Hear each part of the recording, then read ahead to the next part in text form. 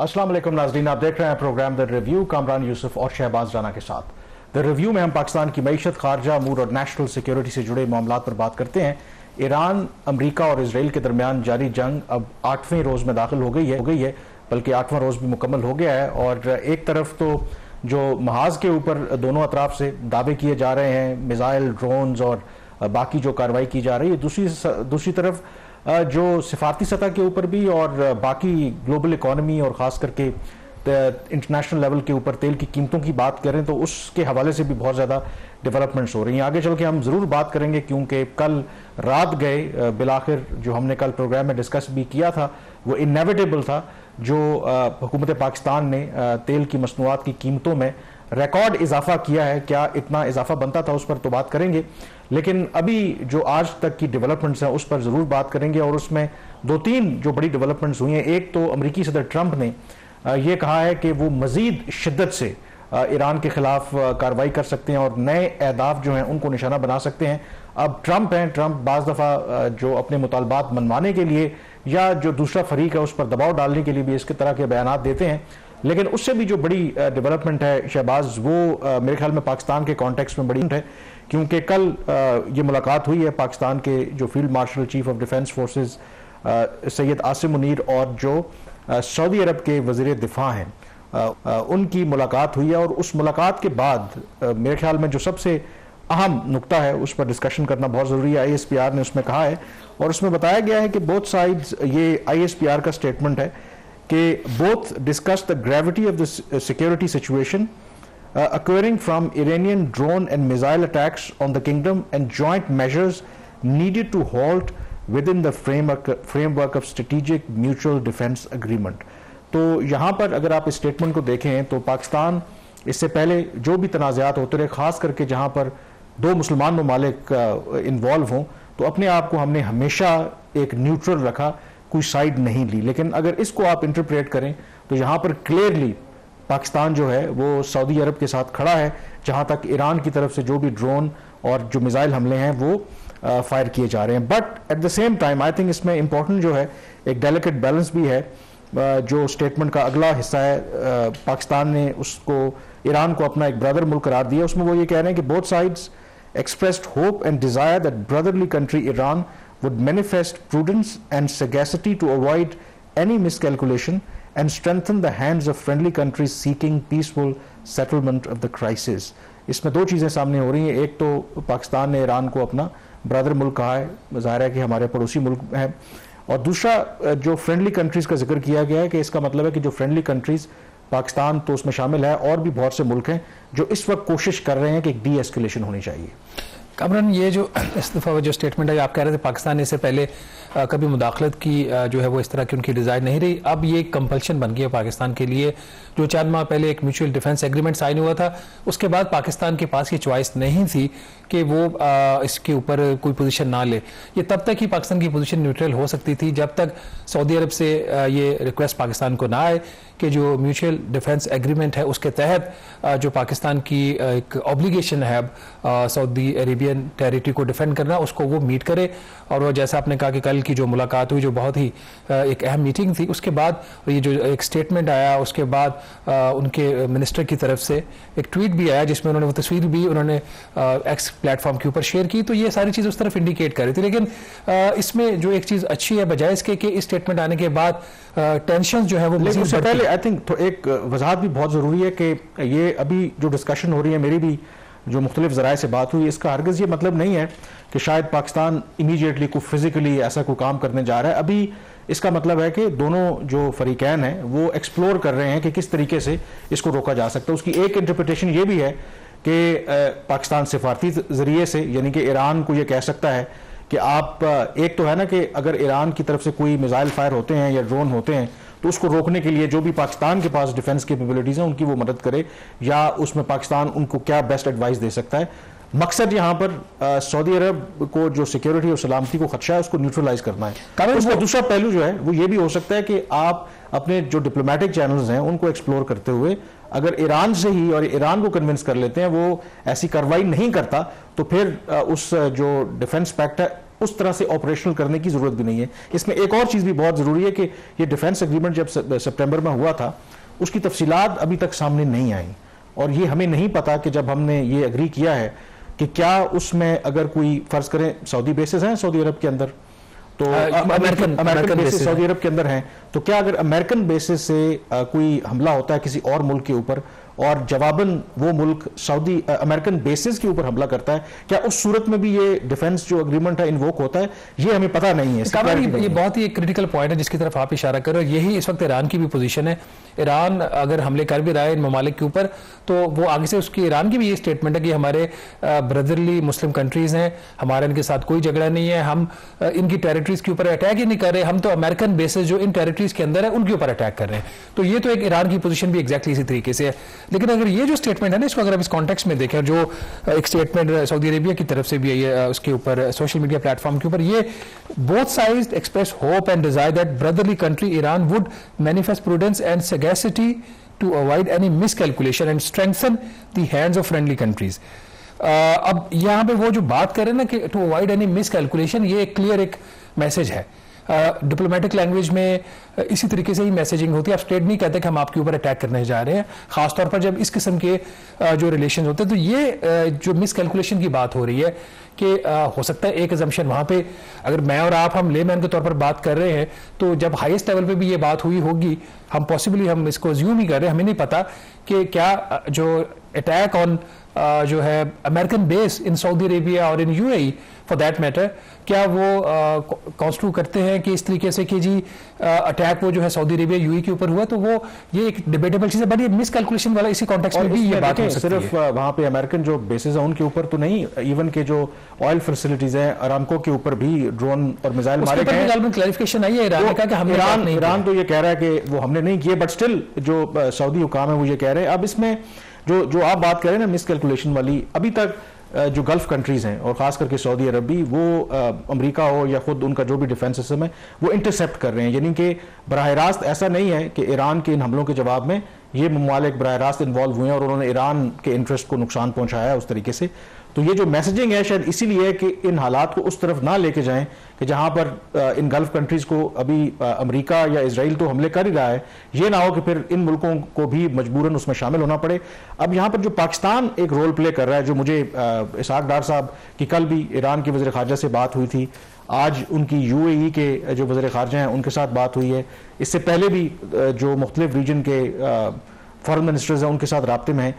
पाकिस्तान की इस वक्त जो अप्रोच है उसमें बताया जा रहा है कि पाकिस्तान है, तुर्की है, ओमान है, वो ये कोशिश कर रहे हैं कि कम से कम जो ईरान गल्फ कंट्रीज के ऊपर हमले कर रहा है उसको वो रोके, ताकि अगर उनका लड़ाई जो है इजराइल और अमेरिका के साथ है उस पर अगर वो फोकस करे तो फिर बाकी ये मुमालिक मिलकर अमेरिका के ऊपर भी दबाव डाल सकते हैं ताकि कुछ सीज फायर वाली बात हो। लेकिन अगर वो at one point gulf countries को भी निशाना बना रहे हैं, और उसमें यह बात भी इंपॉर्टेंट है कि जो अब ये खबरें भी आई हैं कि शायद इसमें से 2-3 जो आम गल्फ कंट्रीज थे उनको तो पता ही नहीं था कि अमेरिका ईरान के ऊपर हमला करने वाला है। तो पाकिस्तान जो है ईरान को ये समझा रहा है कि देखें आपके लिए मसाइल पहले ही बहुत ज्यादा हैं, ये जो अगर आपकी अप्रोच है, पहले ही आप आइसोलेशन का शिकार रहे हैं, अगर आप नेबरिंग कंट्रीज हैं, गल्फ कंट्रीज हैं, उनको भी इस तरीके से निशाना बनाएंगे तो कल अगर ये किसी तरीके से जंग सेटल भी होती है तो रहना तो आपने इसी रीजन में है, तो फिर कैसे आगे मामला। इसके बाद जो एक स्टेटमेंट आज ईरान के सदर की तरफ से वो बड़ी इंपॉर्टेंट है। उसके बाद एक इंप्रेशन तो ये आ रहा है, उसको ऐसे भी रीड किया जा रहा है कि ईरान ने अपनी पोजीशन को सॉफ्टन किया है टू द एक्सटेंट कि वो अब उन्होंने कहा कि अटैक नहीं करेंगे, लेकिन वो भी एक कंडीशनल चीज है। अगेन जो बात आप कर रहे थे कि जी अगर वहां पे अमेरिकन बेसिस के ऊपर अटैक हो रहा है तो क्या वो हमला जो है वो सऊदी अरेबिया से है के ऊपर हो रहा है, तो यहाँ पे भी वही चीज वो करें जी कि हम नहीं अटैक करेंगे जब तक उनकी तरफ से लेकिन मेरा ख्याल हमला ना हो। लेकिन इसको डिप्लोमेटिक लैंग्वेज में देखने की जरूरत है। जाहिर है वो ये तो नहीं कहेंगे कि कोई रूम छोड़ेंगे नहीं कि जी अच्छा जी बिल्कुल, क्योंकि अभी तो जंग जारी है ना, तो उसमें उन्होंने इससे पहले तो इस तरह का कोई स्टेटमेंट नहीं आया। और डोंट फॉरगेट कि जो इस वक्त ईरान के सदर हैं, ये जो वहां पे इंटरम एक काउंसिल समझ लें कि वो एक्टिंग एक किस्म के उनके सुप्रीम लीडर भी हैं, तो वो जो एक्टिंग उनकी काउंसिल है जो उस वक्त नज़्म नक्श चला रही है वो उसकी भी सरबराही कर रहे हैं। तो इसलिए उनकी जो स्टेटमेंट है उसमें बहुत वजन है। और जो स्टेटमेंट बेसिकली उन्होंने दिया है, जो ईरान के सदर हैं, उन्होंने यही कहा है, एक तो उन्होंने माजरत की है जो पड़ोसी ममालिक के ऊपर उन्होंने कहा है कि ईरान ने जो हमले किए थे, दूसरी ये कहा है कि अब ईरान उन्होंने अपनी जो फोर्सेज हैं उनको ये डायरेक्शन जारी की है कि वो कोई इस तरह की कार्रवाई जो है अपने नेबरिंग कंट्रीज जो है उनके खिलाफ ना करें, बशर्ते का कि वहां से उनके खिलाफ यानी कि ईरान के खिलाफ पहल नहीं होती, यानी कि पहल अगर नहीं होती तो फिर हम ये हमले नहीं करेंगे। और ये जो स्टेटमेंट है, ये डायरेक्शन है, सिर्फ ईरान के प्रेसिडेंट तक नहीं रही बल्कि उसके बाद जो पासदाराने इनकलाब है उनके जो कमांडर हैं उनकी तरफ से भी सिमिलरली एक स्टेटमेंट जारी हुआ है। और उस स्टेटमेंट भी उन्होंने यही कहा है कि हम जो नेबरिंग कंट्रीज हैं उनकी जो टेरिटोरियल इंटेग्रिटी और जो सॉवरेंटी है उसका तहफ़्फ़ुज़ करते हैं और हम उनके ऊपर हमला नहीं करना चाहते। But at the same time उन्होंने उसी बात को दोहराया कि अगर इन मुल्कों की तरफ से या इनकी स्पेस इस्तेमाल होती है या ईरान के खिलाफ हमले में पहल होती है तो फिर ईरान ये हक महफूज रखता है कि वो जवाबन कोई कार्रवाई करे। अब इसमें जो सबसे अहम नुकता है कि जो पाकिस्तान भी और बाकी कंट्रीज के साथ इन्वॉल्व है कि इस जो एक थोड़ी सी एक उम्मीद की किरण पैदा हुई है, एटलीस्ट मुस्लिम कंट्रीज जो आपस में लड़ रहे हैं वो ना लड़ें, तो हो सकता है कि इसको बिल्ड ऑन करते हुए चीजें कुछ बेहतरी की तरफ जाएं। लेकिन दूसरी तरफ जो अमेरिकी सदर ट्रंप हैं उन्होंने सारा क्रेडिट खुद ले लिया है। उन्होंने कहा कि जब ईरान के सदर का स्टेटमेंट आया तो उन्होंने ये कहा कि बेसिकली ये अमेरिका ने जिस तरीके से ईरान को डिफीट किया है या उनकी मार लगाई है, तो अब ये बहुत बड़ी उनकी कामयाबी है कि ईरान ने माजरत कर ली अपने हमसाया ममालिक से कि हम उनके ऊपर हमला नहीं करेंगे। और ये वही ईरान है जो मिडिल ईस्ट में तंग करता था बाकी ममालिक को और कहा जाता था कि इनको हराना जो है वो नामुमकिन है, लेकिन अमेरिका ने वो काम कर दिखाया है। ज़ाहिर है ये ट्रंप हैं, अपने हिसाब से वो स्टेटमेंट दे रहे हैं, बट सिचुएशन इस वक्त भी बहुत डेलिकेट है और पाकिस्तान के लिए मेरे ख्याल में ये सारा जो सिचुएशन है वो इतनी आसान नहीं है। लेकिन पाकिस्तान चाह यही रहा है कि किसी तरीके से डी एस्केलेशन हो जाए और डी एस्केलेशन होगी तो उससे फिर पाकिस्तान के लिए मुश्किलात कम होंगी। सऊदी अरब के साथ भी आपके मामलात ख़राब नहीं होंगे, ईरान के साथ भी आप ताल्लुकात मेंटेन रखेंगे, एंड मोर इम्पॉर्टेंटली जो इस जंग का इकनॉमिक इम्पैक्ट आ रहा है वो भी कम होगा। और इकनॉमिक इम्पैक्ट किस तरीके से आ रहा है वो आपने देखा तेल की शक्ल में, तेल की कीमतों में जो इजाफा किया गया उस शक्ल में। तो ब्रेक के बाद इस पर बात करेंगे कि क्या जो फैसला कल किया था तेल की कीमतों में इजाफा करने का वो जस्टिफाई भी करता है या थोड़ी ज्यादती की है यहाँ पर हुकूमत पाकिस्तान ने। अवाम के साथ ब्रेक के बाद इस पर बात करेंगे।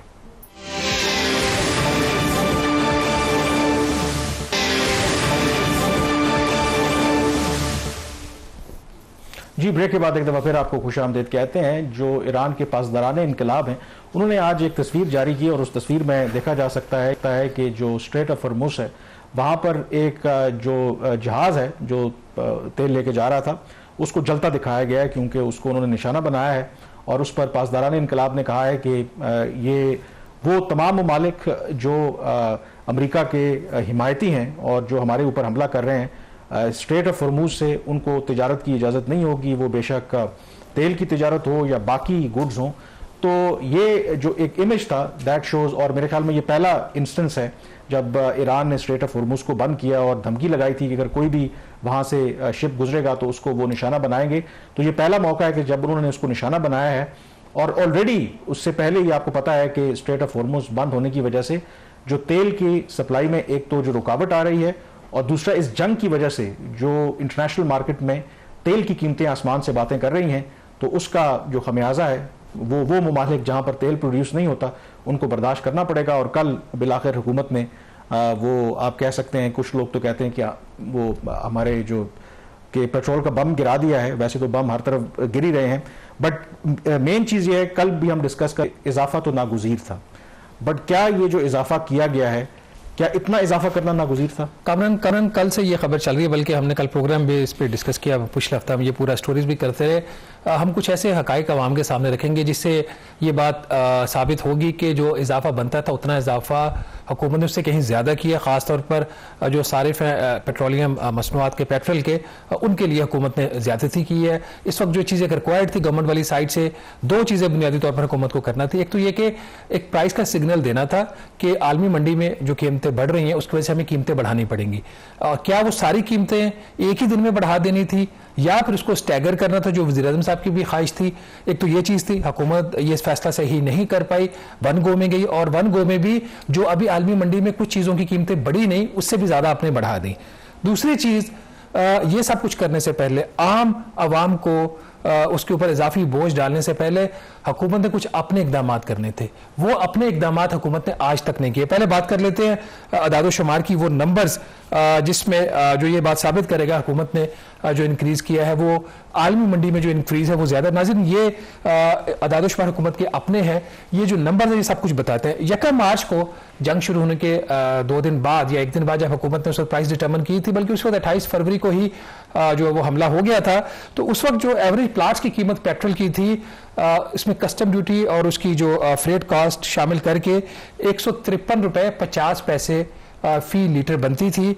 जो कल हुकूमत ने पेट्रोल की कीमत बढ़ाई तो इस वक्त की कीमत इसकी 153 रुपए से बढ़कर 191 रुपए फी लीटर होगी। इसमें पेट्रोल के अंदर नाजरीन 37 रुपए 44 पैसे जो है वो एक हफ्ते के लेस देन अ वीक उसमें इजाफा हुआ है। तो इसके मुताबिक जो पेट्रोल में इजाफा बनता था वो 37 रुपए ही बनता था, बावजूद इसके कि हुकूमत पाकिस्तान ने कोई नया सौदा नहीं खरीदा। किसी हमारी जो कंपनी है ऑयल सेक्टर की, उसने कोई नया सौदा बाहर से नहीं खरीदा, कोई नया तेल नहीं आया। चले आपने कहा जी कि हम यकदम सारी कीमत पास ऑन नहीं करते, हम इसको 6 दिन बाद अभी कुछ कर देते हैं, फिर कुछ आगे जाके कर देंगे। तो ये 37 रुपए फी लीटर इजाफा हुआ है। अगर आप उसको आलमी मंडी से कंपेयर कर लें, ये हुकूमत के अपने नंबर्स हैं। 37 की बजाय हुकूमत ने जो इजाफा किया है वो 55 रुपए फी लीटर किया है। और जो इसके अंदर एक और जो चीज, आप चूंकि ये 55 रुपए कैसे जस्टिफाई करेंगे, ये जो आपने इजाफी 23-24 रुपए कर दिया है, इसको कैसे फिर हुकूमत जस्टिफाई करती?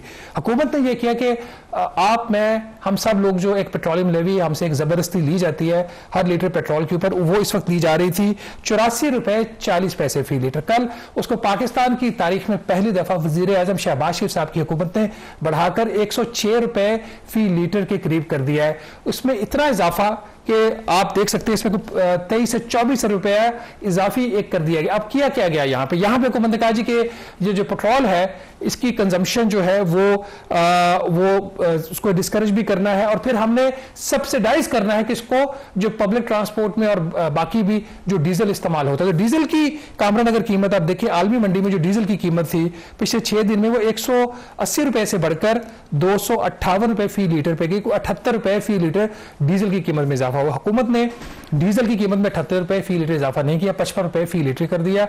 और यहां पे जो 23 रुपए का जो इस साइड से गैप था उसको उन्होंने पेट्रोल से पूरा किया। यहां पे जो पेट्रोलियम लेवी का रेट 76 रुपए फी लीटर था उसको कम करके 55 रुपए फी लीटर डीजल पे कर दिया।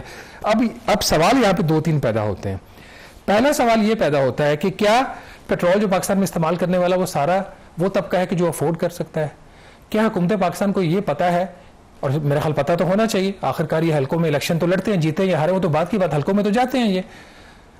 इनका पेट्रोल कौन कौन सबसे ज्यादा जो पेट्रोल इस्तेमाल कहां पे हो रहा है? मोटरसाइकिल्स, रिक्शाज, अच्छा फिर बाकी जो मुख्तलिफ आपकी जो नीड्स होती हैं जो लोग अपनी पूरी कर रहे होते हैं, तो वहां से आप सब्सिडी ले रहे हो और लेके आप डीजल पे दे रहे हो। ये कौन सा तरीका है? अगर हुकूमत कहती है कि हम अंडर कंपल्शन है, हमारे पास कोई ऐसे फिजिकल स्पेस नहीं है, तो उसका भी एक रास्ता था, हुकूमत ने वो रास्ता नहीं लिया। जून 2025 में जब बजट आया इस माली साल का, तो उस वक्त IMF ने कोई 390 अरब रुपए का इनके पास एक कंटेंजेंसी का एक फंड बनवाया। वो फंड इसलिए बनाया गया था कि कोई अनफोर्सीन चीज हो जाती है, खुदा न खास्ता कोई जल्जला आ गया, कोई सैलाब आ गया, कोई इस किस्म की कोई जंग हो जाती, उसका जो इम्पैक्ट है उसके लिए पैसा साइड पे पड़ा हुआ है। तो ये जो पैसा था, ये पैसा डीजल को अगर आपने सब्सिडाइज करना था तो ये उस फंड से पैसा क्यों नहीं निकाला गया? वहां से निकालने की बजाय वहां से निकालते इन्होंने लोगों पे बोझ डाल दिया। Government on the other hand ये दावा कर रही है कि आज भी प्राइम मिनिस्टर ने कोई मीटिंग की है, उसमें कह रहे हैं कि ये तो बेस्ट हम पॉसिबल जो भी आवाम को इस मुश्किल सूरत हाल में कम से कम उनको हम तकलीफ पहुंचा सकें, वो ये दावा कर रहे हैं। अब इसमें 2-3 जो सवालात हैं वो जन्म लेते हैं और जो आम लोग सवाल भी कर रहे हैं, क्योंकि आमतौर पर हमारे यहाँ ज़ाहिर है कि गवर्नमेंट खुद कहती है कि 28 दिनों का जो स्टॉक मौजूद होता है। जंग का आज 8वां रोज़ है और ऐसा तो नहीं है कि जो इंटरनेशनल मार्केट में कीमतें ऊपर गई हैं तो ये जो हमारे पास स्टॉक्स मौजूद थे वो तो पुरानी कीमतों पर मौजूद थे। नंबर 1 लोग ये सवाल कर रहे हैं कि अगर हमारे पास या जो ऑयल जो कंपनीज हैं उनके पास पुरानी कीमतों पर तेल मौजूद था तो फिर आप ने इंटरनेशनल के साथ उसको क्यों लिंक किया? थोड़ा सा जब तक वो पुराना स्टॉक आपका खत्म होता जो पुरानी कीमत पे था, तो जब खत्म हो जाता नया स्टॉक आता तो उसके मुताबिक फिर इंटरनेशनल जो प्राइस है अपनी आप एक तो एडजस्ट करते। ये एक बहुत अहम सवाल है। और दूसरा जो आप ने जिक्र किया कि जब हुकूमत के पास ये ऑप्शन मौजूद था, एक कंटिजेंसी एक कुशन रखा हुआ है, वो पैसा रखा हुआ है, तो उसको इस्तेमाल नहीं किया। एंड थर्डली कि चलें मजबूरी है आपने तेल की कीमतों में इजाफा करना है तो अपना टैक्स कम कर लें, यानी कि जो पेट्रोलियम लेवी है उसको कम करने के बजाय मजीद बढ़ा दिया और बढ़ा दिया आप 106 पे। तो देखिए इसमें वन बाय वन इसको ले लेते हैं। पहली बात ये है कि ये एक सवाल वज़ीर-ए-आज़म शहबाज शरीफ साहब के सामने कल था, कल सुबह उन्होंने मीटिंग जब इस इशू पे ली, उन्होंने कहा जी ये जो इसको फिर हम कैसे जस्टिफाई करेंगे कि आप एकदम प्राइस इंक्रीज कर देते हैं। वो अब वाली बात ये पीएम लेवल पे डिस्कस हुई कि बाहर से जो तेल आया वो तो सस्ता है, आप किस बेस के ऊपर उसको 6 दिन के बाद बढ़ा रहे, तो जो विंडफॉल गेन होगा ऑयल मार्केटिंग कंपनीज को वो पैसा किधर जाएगा। तो अच्छा उसके ऊपर मुख्तलिफ आरा थी। आज मेरे ख्याल फ़ारूक सलीम साहब जो हैं वो बड़े हुकूमत को एडवाइस भी करते रहे माजी में भी और मंजे हुए वो इंसान है, वो उन्होंने आज गालिबन ट्वीट किया है। उनके बकौल जो उन्होंने एवरेज प्राइस ली है पिछले चंद दिनों की, उन्होंने कहा जी कि ये जो कंपनियां, ये फ़ारूक सलीम साहब का दावा है 113 अरब रुपए का विंडफॉल गेन हुआ है कंपनियों को, ये फ़ारूक सलीम साहब का दावा है। अच्छा उसको जो पेट्रोलियम के वजीर है अली परवेज मलिक साहब, उन्होंने उसको उनको जवाब भी दिया है, बट ये सवाल है कि 113 अरब है, वो 100 अरब है, 50 अरब है, ये क्यों उनकी जेबों में गया। अच्छा मेरी कल किसी से बात हो रही थी, मैंने कहा इसका तो बड़ा सिंपल आसान, अगर आप ये कहते हैं कि विंडफॉल गेन है और प्राइम मिनिस्टर आपको कंसर्न है कि विंडफॉल गेन उनकी जेबों में चला जाएगा, हम आवाम को कैसे जवाब देंगे। बड़ा आसान तरीका था, जिस तेल की कीमत के ऊपर वो उनको पैसा आया था, उनको मतलब उन्होंने तेल इंपोर्ट किया एक प्राइस के ऊपर, एक बेच रहे दूसरी प्राइस के ऊपर, तो उसका जो विंडफॉल गेन है, जो जखीरा पड़े उस कल वो 55 रुपए फी लीटर बढ़ गया है, तो वो पैसा कंपनियों को ना जाता, ऑयल मार्केटिंग कंपनीज में वहां ना जाता, वो एक साइड पे कर देते, एक पूल बना लेते उसका, उसका पूल बना लेते हैं। आज उनको गेन हुआ है, कल अगर ये कीमत अलग अगर चीजें ठीक होती हैं तो कम हो जाता है, कीमत अगर कम होती है उनका नुकसान भी होगा, फिर उस वक्त का जो जखीरा उनके पास होगा, तो वो जो नुकसान होगा आप उस पूल से उसको कॉम्पनसेट करते, और जो कमी बेची होती है आपको एक चक्कर में आ जाती। पहले तो मुझे ये बताएं कि आपका ख्याल है कि अगर कीमतें कम होती हैं और ये जो ऑयल कंपनीज को नुकसान हो रहा होगा तो ये चुप करके बैठे रहेंगे? नहीं, वो देखिए माजी में आपको पता है ना, ये हिट तो लेते हैं, माजी बड़ी नहीं लेते, इन्होंने इस तरह आपको पता 2022 में बड़े इन्होंने गेन किए थे, नुकसान भी उस वक्त हुए थे, ये होता रहता है, ये ऊंच नीच होती, लेकिन ये एक एवरेज कर सकते थे। अच्छा एक और जो इसके अंदर जो हुकूमत ने चालाकी की है, चालाकी इन्होंने ये की, आपको पता है कि पाकिस्तान में डीजल की कंजम्पशन जो है वो कम है, पेट्रोल की ज्यादा है। अब उसके अंदर तकरीबन 15% का मतलब जितनी अगर तेल पेट्रोल जो है वो 115 लीटर इस्तेमाल हो रहा है तो डीजल को 100 लीटर इस्तेमाल हो रहा है। हुकूमत का दावा है जी कि 5% का फर्क है, मैंने जो मोटी मोटी नहीं के नंबर लेके कैलकुलेशन की 15% का फर्क आ रहा है, 5% है या 15% है। इन्होंने जो पेट्रोल के ऊपर लेवी बढ़ाई है 23 रुपए, और उतनी उधर इन्होंने डीजल की लेवी कम की है जी, उधर से हम लेके उधर को दे देंगे, वो तो या इक्वल कंजम्पशन हो तो फिर होता, वहां पे भी 3 से 4.5 अरब रुपया पर मंथ हुकूमत ज्यादा ले रही है।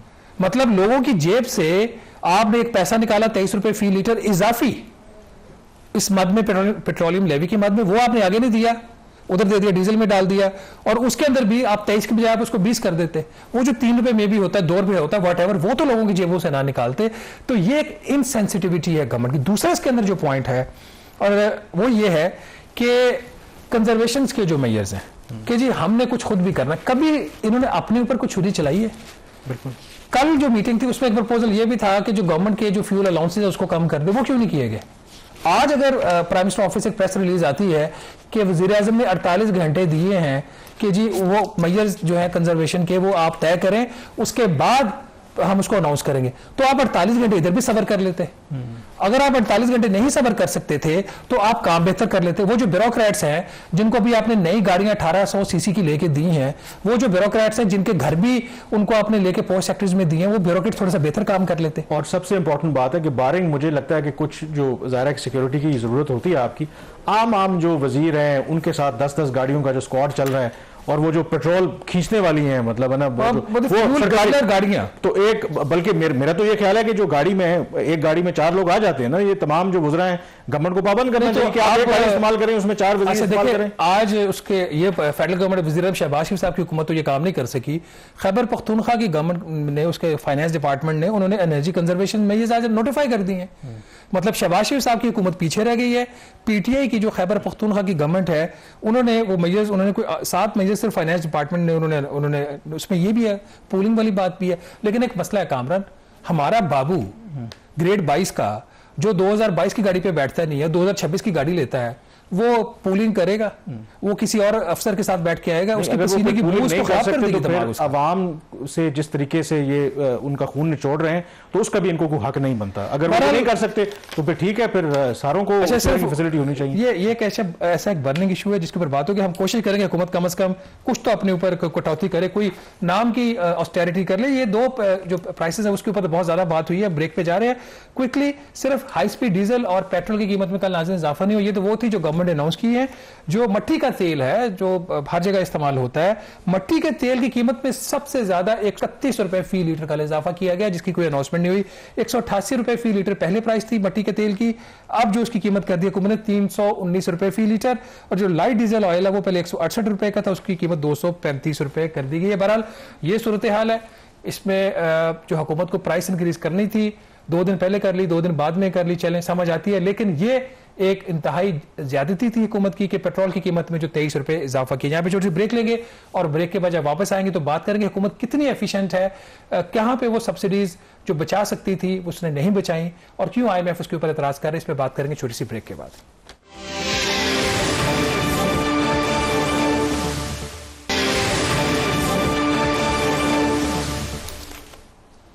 जी, ब्रेक के बाद एक दफ़ा फिर आपको खुशामदीद कहते हैं। ब्रेक से पहले तो हम जिक्र कर रहे थे जो ईरान जंग की सूरत में हुकूमत को फैसले करना पड़ रहे हैं, बट ओवरऑल जब जंग नहीं भी होती तब जो फैसले कर रहे हैं वो भी उसमें कोई विजडम नज़र नहीं आता। और अब जो हम जिक्र कर रहे हैं कि एक अगला जो माली साल है उसके लिए जो हमारा पावर सेक्टर, आपको पता है हमारी मईशत का ब्लैक होल है, और वहाँ पर भी हुकूमत और ये जो पावर डिस्ट्रीब्यूशन कंपनीज हैं इनकी कोताहियाँ छुपाने के लिए सब्सिडी देती है और कोई 1000 अरब रुपए हुकूमत मुख्तस करना चाहती है ताकि ये जो सारी नलायकियाँ हैं, इनकॉम्पिटेंस हैं, उसको छुपाया जा सके। लेकिन शहबाज IMF ने उस पर एतराज़ कर दिया है। कामरान, सरदार अवैस लगारी जो तवानाई के वजीर हैं पावर के, वो वज़ीर-ए-आज़म शहबाज शरीफ साहब के फेवरेट वजीरों में उनका शुमार होता है और प्राइम मिनिस्टर जो हैं वो उनकी बड़ी तारीफ करते हैं, पब्लिकली भी करते हैं। जो क्लोज डोर मीटिंग्स होती हैं उनकी भी बड़ी तारीफ करते हैं। उसके अंदर मैं जितनी भी तारीफ किसी वजीर की होती है मैं नंबर्स में देखता हूँ, हमें बाकी तो नहीं पता क्योंकि तारीफ बड़ी सब्जेक्टिव हो जाती है अंटिल के नंबर्स उसको बैक ना करें। जो एक चीज़ करनी थी पावर डिवीजन वो ये थी कि जो एफिशिएंसी इंप्रूव करनी थी, लाइन लॉसेस रिड्यूस करने थे, जो बिजली के बिल्स हैं उनकी रिकवरी को बेहतर करना था, सब्सिडीज को कम करना था। अब सब्सिडीज अगर कम होती है वो कहाँ से होती हैं? वो सार्फिन के ऊपर होती हैं। जो असल सब्सिडी जहाँ पे जारी होती है जिसको रोकना चाहिए नहीं रोकते, वो होती है आपकी जो इनके लॉसेज हैं, जो चोरी है उसके ऊपर। इस माली साल में 893 अरब रुपए की सब्सिडी रखी गई है, जो पहले ज्यादा थी, लेकिन IMF ने कहा कि आपका जो कैप्टिव पावर प्लांट्स की लेवी के 104 अरब रुपया कम इकट्ठा हो रहा है तो उधर से काट के सब्सिडी आप इसको कम कर दे 893। तो बजाय ये 893 अरब रुपए की सब्सिडी जो इस माली साल में है ये कम होती सरदार अवैस लगारी साहब की वजारत की एफिशिएंसी की वजह से, वज़ीर-ए-आज़म शहबाज शरीफ साहब की हुकूमत की एफिशिएंसी की वजह से 893 अरब के अगेंस्ट अगले माली साल के लिए अब चूंकि IMF से मुज़ाकरात हो रहे हैं 990 अरब रुपया मांगा गया है, उसमें कुछ 11.5% इजाफा है। कहने को तो ये 100 अरब है और 100 अरब की क्या वैल्यू है हुकूमत की अपनी जुबान में। आप, मैं और हम सब जो लोग हैं जो 300 यूनिट से ज्यादा कंज्यूम करते हैं, हुकूमत को 7 रुपए से लेके 12 रुपए फी यूनिट इजाफी कीमत देते हैं, टैक्सेस के अलावा, आइडल कैपेसिटी पेमेंट के अलावा, चोरी की जो कॉस्ट है उसके अलावा, कि हुकूमत हमारी जेब पे से पैसा निकाल के जो 300 यूनिट्स की कम कंजम्पशन उनको सब्सिडाइज करते हैं। उसकी लागत बकौल अवैस लगारी साहब के 90 या 92 अरब रुपए, यहाँ से हमें 100 अरब रुपये इजाफी ये हमसे ले रहे हैं। और ये जो 1000 अरब जा रहा है इसमें जो इन्होंने मांगा है IMF से कि हमें परमिशन दें, कुछ 525 अरब रुपए तक जो लॉसेज हैं, इनएफिशिएंसीज हैं, चोरी है, उसकी मद में पैसा जा रहा है। तो ये कैसी कारकर्दगी है? वहां पे भी फिर IMF का इतराज था। अब IMF भी पता नहीं वर्बली जो इतराज करता है या इतराज फॉर द सेक ऑफ इतराज करता है कि जी आप 500 की चोरी ना करवाएं, अगले साल इनएफिशिएंसीज को कम करके नंबर को 3-3.25 अरब कर लें। तो बहरहाल ये एक ऐसा इशू है जो ओपन है। इसमें IMF की भी गलती है, गवर्नमेंट की भी गलती है, वर्ल्ड बैंक की भी गलती है। माजी में जब भी चोरियां होती रहीं तो बिजली की कीमतें बढ़ाई जाती रहीं। फिर आप क्या कहें, बिजली की कीमत ना बढ़ाओ, सब्सिडी उधर से बढ़ा दो। जो सब्सिडी है वो टैक्स पेयर्स दे रहा है। तो अगर इसको ओवरऑल देखा जाए तो पावर सेक्टर की जो परफॉर्मेंस अगर 2 से 3 साल में देखेंगे ना, उसमें मेरा नहीं ख्याल कोई इंप्रूवमेंट आई है। डे बाय डे ये सेक्टर जो है वो नीचे ही जा रहा है। और जितनी इसके ऊपर तवानाई खर्च की है खुद प्राइम मिनिस्टर ने और कितनी मीटिंग्स उन्होंने चेयर की हैं, उसके बावजूद कोई फर्क नहीं पड़ रहा। और आप इमेजिन करें कि यही अगर पावर सेक्टर हमारा ठीक होता और 1000 अरब रुपए आप मुख्तस कर रहे हैं और अगर आपको ना करना पड़ते तो शायद हुकूमत आज बेहतर पोजीशन में होती। इवन ईरान जंग की सूरत में भी जो तेल का इतना बड़ा शौक है, ये इजीली एब्जॉर्ब कर लेती क्योंकि आपके पास सफिशिएंट फंड्स आपके पास मौजूद होते। तो किस तरीके से ये जो पावर सेक्टर है, जिसे कह रहे हैं ना कि इकोनॉमी का ब्लैक होल है, यही सबसे बड़ी वजह है कि कामरान, ये जब तक आप इन ब्यूरोक्रेट्स को ठीक नहीं करोगे ना, ये निजाम आपका ठीक नहीं हो सकता। ये ब्यूरोक्रेट्स इन बोर्ड्स के ऊपर बैठे होते हैं, ये इसके बेनिफिशियरी होते हैं, पॉलिटिशियंस भी इसके बेनिफिशियरी नवे होते हैं। अब IMF के इनसे 2 दिन सवाल आते जी कि आपके खैबर पख्तूनख्वा और बलूचिस्तान में लॉसेस क्यों ज़्यादा हैं, जी वहाँ नहीं कम हो सकते, वहाँ पे लॉ एंड ऑर्डर का सिचुएशन है। तो फिर IMF की तरफ से इनसे सवाल किया गया कि चले वहाँ पे तो लॉ एंड ऑर्डर है, सिंध के सूबे में आपके लॉसेस क्यों ज़्यादा हैं जी वहाँ पे बोर्ड्स अभी जो है वो ख़त्म हो गए हैं। तो बोर्ड्स ख़त्म हो गए तो मैंने और आपने लगाने थे, वो तो इन्होंने लगाने थे। And same is the situation with all the other sectors. ये सब्सिडीज़ जो है और ये सिलसिला तो ऐसे ही चलेगा, लेकिन एक जो होती है ना कि यू केयर फॉर द, वो यहाँ पे अनफॉर्चुनेटली वो एक मिसिंग एलिमेंट इस वक्त लग रहा है। और अगर आप पेट्रोल की कीमत में इजाफे का देखें, आलमी मंडी से भी ज़्यादा इजाफा, सब्सिडीज जो है वो बजट से 1000 अरब रुपया लेके 500 अरब रुपया उड़ा देना उसको लॉसेज में, इनएफिशिएंसी और थेफ्ट में, ये रिफ्लेक्ट करता है कि बावजूद प्राइम मिनिस्टर शहबाज शरीफ साहब की बेस्ट एफर्ट्स के, नंबर्स ऑफ मीटिंग जो की हैं, सेक्टर की जो परफॉर्मेंस है वो इंप्रूव नहीं हो रही है। यहाँ पे छोटी सी ब्रेक लेंगे और ब्रेक के बाद बात करेंगे दोबारा एक दफ़ा पाकिस्तान और अफगानिस्तान के ताल्लुकात की, क्या वहाँ पे कोई डेवलपमेंट है, जंग का जो सिलसिला जारी क्या रुकेगा, इस पर बात करेंगे छोटी सी ब्रेक के बाद।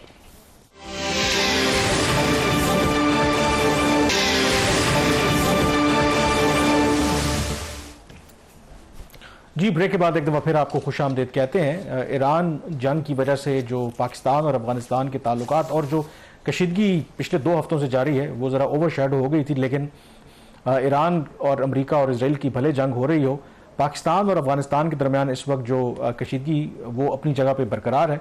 इनफैक्ट आज यानी कि हफ्ते की सुबह बताया जा रहा है, वैसे तो मुख्तलिफ सेक्टर्स के ऊपर शदीद झड़पें हो रही हैं। तोरखम जो की बॉर्डर क्रॉसिंग है उसके ऊपर बहुत शदीद झड़प हुई है और ख़ुद अफगान तालिबान ने एडमिट किया है कि तकरीबन उनकी साइड के ऊपर 150 के करीब जो दुकानें थीं वो मुकम्मल तौर पर तबाह हो गई हैं।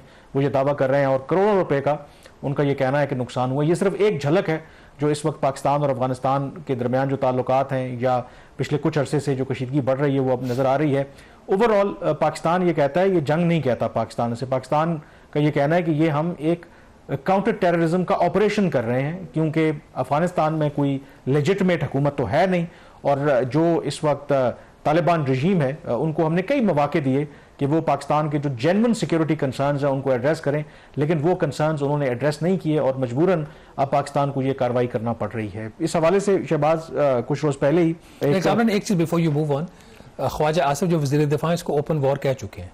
नहीं, उन्होंने ओपन वॉर, वो तो बिल्कुल आप ठीक कह रहे हैं कि जो हम कैटेगराइजेशन कर रहे हैं ना कि वॉर, वो कहते हैं कि 2 जो सॉवरन कंट्रीज हैं उनके दरमियान होती है, जो उसको कैरेक्टराइज कर रहे हैं कि बेसिकली हम तो ये कार्रवाई कर रहे हैं एक ऐसे ग्रुप के खिलाफ जो हुकूमत में भी, जो हुकूमत में बेशक है डिफेक्टो उनके पास हुकूमत है, सॉवरन टेरिटरी तो दैट इज अ टेररिस्ट नहीं, उसी चीज को डाइल्यूट करने के लिए ना सॉवरन टेरिटरी है, बट वो सॉवरन टेरिटरी इसी चीज को कहने के लिए, क्योंकि जब आप वो कहते हैं जंग तो 2 मुल्कों के दरमियान या सॉवरन जहां पे गवर्नमेंट्स होती है उनके दरमियान होती है, तो जो अफगान तालिबान की हुकूमत है उनको तो कोई रिकग्नाइज नहीं करता, वो रिप्रेजेंटेटिव गवर्नमेंट है नहीं, तो हम बेसिकली वो कहते हैं इसको ऑपरेशन का नाम दे रहे हैं कि काउंटर टेररिज्म जो ऑपरेशन कर रहे हैं, ये एक बात है। दूसरा जो इसमें जो इंपॉर्टेंट नुकता है कि कुछ रोज पहले ही जो एक सीनियर सिक्योरिटी एहलकार है उन्होंने ब्रीफिंग दी, क्योंकि कुछ लोगों का ख्याल था कि ये ईरान वाली जंग शुरू हुई है तो शायद अब वहाँ पे मामलात रुक जाएं क्योंकि ऑलरेडी रीजन के अंदर इतनी अफरा तफरी फैली हुई है,